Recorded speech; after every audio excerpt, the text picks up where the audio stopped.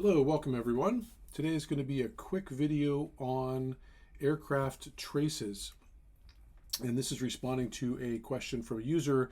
How come I can't see my traces? They're hard to see. How do I adjust them so they're easier to visualize? All right, so the first thing I'm going to do is I'm going to match the settings of the user. I know they had the satellite view on. That should make a difference, or actually make it a little bit harder to see just because of the multiple colors on the background.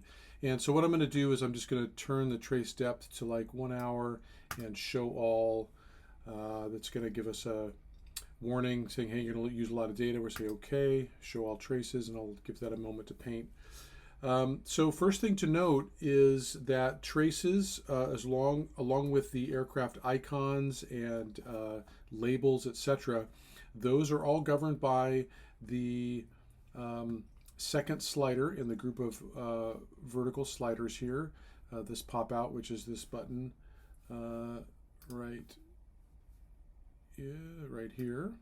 Okay, that's going to turn on and off the this group of sliders.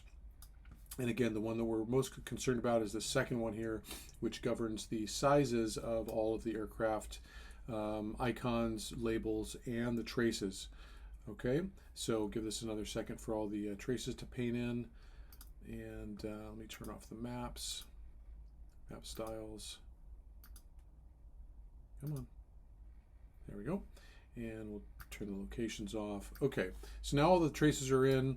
We've got this vertical slider pop out activated, and you'll see if I drag that up, that not only all of the aircraft icons will start getting larger, but so do the traces. Okay, and if we bring those down to a very, very small, all the way to the back, you can see the traces are barely visible. So just to show you, if I change this background map image, you can see there's already a little bit higher contrast. We can see those traces a little bit more visible. If I turn off of the aircraft icons, then we're just left with the chevrons and the traces. That might be an easier way to see it. Of course, if there's something popped out on the screen, that'll still show, but anyway. All right, so that's the first thing to note on how to adjust the thickness of the trace. Now let's talk about color. So the color of the traces are determined by the aircraft type, and you can adjust those colors by the type list panel. So let me enlarge this a little bit so everybody can see it. So if we look at the type list panel, you'll notice that next to every type there is, let me turn off auto refresh. There we go. Make it a little bit snappier for us. If we turn off, we turn on the type panel, you'll see every type has a color swatch next to it. So let's isolate by some type. Let me turn on the icons again, and let me see the labels here. Let me adjust that down a little bit. Okay, so let's look at the Gulfstream 5s just to make it easier. All right, so I'm going to change my sorting type to alphabetical so I can easily scan for the G5s. I'll click on isolate here, and we can see there's one on screen. That's good enough. Okay, so now looking at the G5s, we've got this color swatch. If I click on the swatch, then it brings up this little color picker. And basically you have the color spectrum here with a chooser. So I can drag that to, like, let's say that's red. And I'm going to say, let's start the trace there. And then I'm going to choose a dark blue and end the trace there. All right, so you can see the color automatically update on screen. Let me make this a little bit easier to see. I'm going to adjust the trace depth. Well, let me do this. Let me turn off all the traces. And I'm going to change the depth to 3 hours and then paint the trace for that Gulfstream. Let's make it a little bit larger. All right, what I was trying to do is get something with a longer tail on it. Let's look at some other aircraft and see if we can get that to activate. All right, let's grab this NA. All right, that's a little bit, that's a good, interesting trace too. All right, so let's pick just the NAs to isolate those and turn off the color chooser. All right, wow, what an interesting trace, huh? I'm going to use the cube key on the keyboard to lower my camera.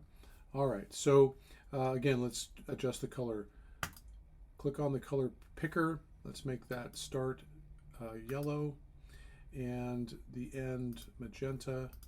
Click on each button to start end. You'll notice that the start and end color, sort of a preview, is going to be in this larger bar at the bottom.